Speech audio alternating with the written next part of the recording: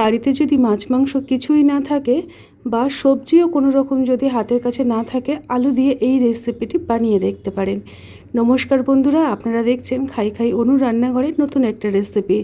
আজকের আমি বানিয়ে দেখাবো মাত্র 3টে আলু দিয়ে 4জন লোকের জন্য দুর্দান্ত স্বাদের একটা রেসিপিটি এতটাই সহজ সরল এবং এতটাই টেস্টি হয়, আপনাদের মাছ মাংসের স্বাদকেও হার মানাবে।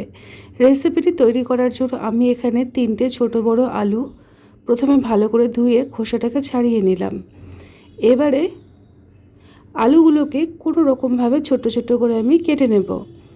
যেহেতু এরপরে আমি মিক্সার গ্রাইন্ডারে দিয়ে ভালো করে পেস্ট করব, সেই কারণে আপনাদের কাছে যদি মিক্সার গ্রাইন্ডার না থেকে থাকে তাহলে আলু ঘষা বা পেঁয়াজ ঘষা দিয়ে ঘষে নিতে পারেন, তাতেও কিন্তু বেশ ভালো লাগে খেতে।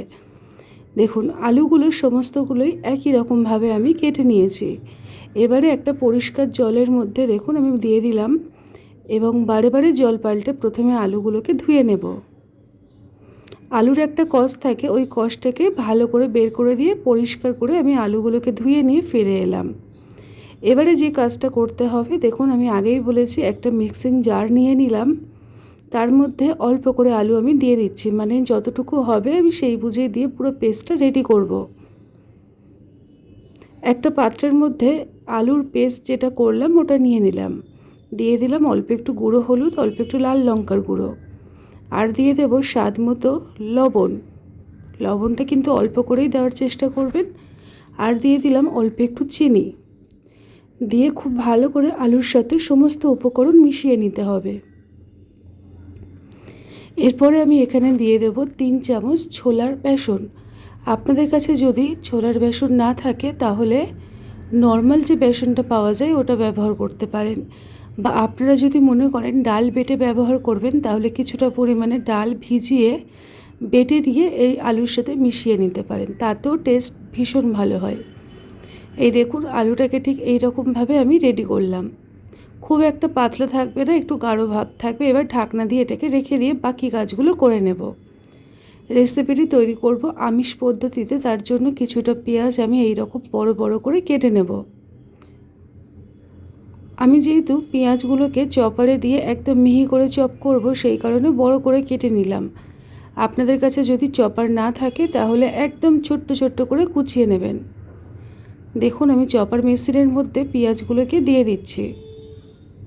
এবার এর মধ্যে আমি দিয়ে দেব 2টো কাঁচা লঙ্কা, 3টে গোটা রসুন, আর কিছুই দেব না। চপারের ঢাকনাটাকে লাগিয়ে খুব ভালো করে চপ করে নেব। আপনারা কাঁচা লঙ্কা এবং রসুন সবগুলোই কিন্তু ভালো করে কুচিয়ে নেবেন। এই দেখুন একদম ছোট ছোট করে আমি চপ করে নিলাম পেঁয়াজগুলোকে।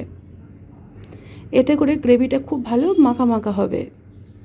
রেসিপিটি তৈরি করব, কড়াইতে দিয়ে দিলাম পর্যাপ্ত পরিমাণে রিফাইন তেল। আজকে রান্নাটা রিফাইন তেলে বানিয়ে নেব। ফোড়নে গোটা গরম মশলা আর দিয়ে দিলাম সাদা গোটা জিরে। তারপরেই দিয়ে দিতে হবে আগের থেকে কেটে রাখা চপ করে রাখা পেঁয়াজ আর রসুন আর কাঁচা লঙ্কা।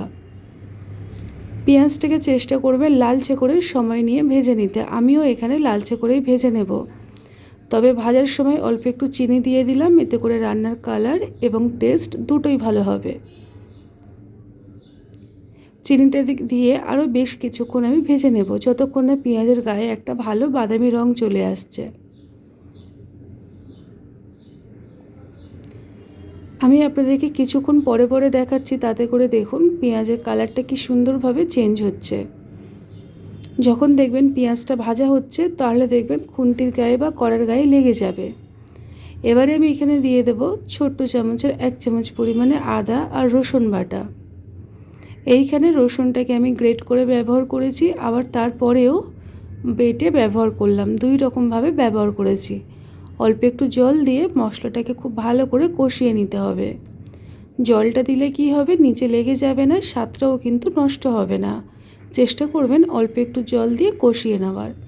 এবারে এর মধ্যে আমি কিছু মশলা উপকরণ অ্যাড করব। সেটা হলো প্রথমে দিয়ে দিলাম লাল লঙ্কার গুঁড়ো 1/2 চামচ, আর দিয়ে দেব একটা চা চামচের 4/1 ভাগ হলুদ গুঁড়ো, আর আমি এখানে দিয়ে দেব জিরে গুঁড়ো 1/2 চামচ, আর দিয়ে দেব ধনিয়া গুঁড়ো 1/2 চামচ। এই গুঁড়ো মশলা যেগুলো আমরা ব্যবহার করি নিত্য প্রতিদিনই রান্নায় সেইগুলোই ব্যবহার করলাম। শুধু একটু আলাদা করে আমি দিয়ে দিলাম কাশ্মীরি লঙ্কার গুঁড়ো 1/2 চামচ পরিমাণে। এটা কিন্তু সম্পূর্ণই অপশনাল, আপনারা না চাইলে নাও দিতে পারেন। অল্প একটু জল দিয়ে ভালো করে কষাতেই থাকবো যতক্ষণ না মশলার থেকে তেলটা আলাদা হয়ে যাচ্ছে। এবারে এটাকে আমি 1 থেকে 2 মিনিট একদম কম আঁচে ঢাকনা দিয়ে রেখে দেবো, যাতে করে মশলাটা খুব সুন্দরভাবে কষানো হয়। ঠিক 1 থেকে 1.5 মিনিট পরে আমি ফিরে এসেছি আর আপনাদেরকে দেখাচ্ছে, দেখুন তেলটা কত সুন্দরভাবে মশলার থেকে আলাদা হয়ে গেছে। তাহলে বুঝে নিতে হবে মশলা কষানোটা খুবই ভালো হয়েছে। এবারে এর মধ্যে আমি দিয়ে দেবো 1 চামচ পরিমাণে কসুরি মেথি পাতা, যেটা হাতের মধ্যে দিয়ে একটু গুঁড়ো করে দেব। তার জন্য খুব সুন্দর একটা কিন্তু দেখবেন মেথি পাতার গন্ধটা পাওয়া যাবে, খেতেও কিন্তু বেশ ভালো হবে। মেথি পাতাটাকে দিয়ে কিছুক্ষণ নাড়িয়ে চাড়িয়ে তারপরে আমি দিয়ে দেবো 1 থেকে 1.5 গ্লাস পরিমাণে উষ্ণ গরম জল। চেষ্টা করবেন গরম জলটা ব্যবহার করতে। যেহেতু গরম জল ব্যবহার করছি তাই দেখবেন খুব তাড়াতাড়ি এটা ফুটতে আরম্ভ করে দেবে। এর উপরে দিয়ে দিতাম একটা ছোট্ট এরকম ছিদ্রযুক্ত থালা। এখন যে আলুর ব্যাটারটা রেডি করে রেখেছিলাম ওখান থেকে আমি ছোট্ট ছোট্ট বড়ার আকারে এই থালার মধ্যে দিয়ে দেব।